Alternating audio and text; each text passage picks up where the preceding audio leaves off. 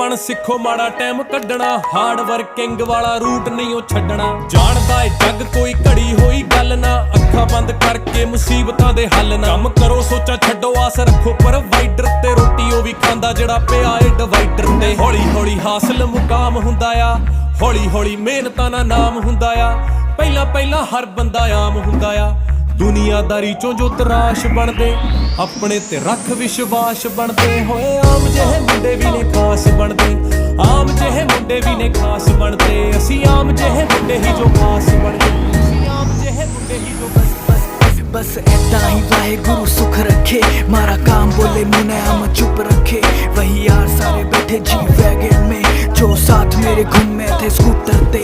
बस ऐसा ही वाहेगुरु सुख रखे,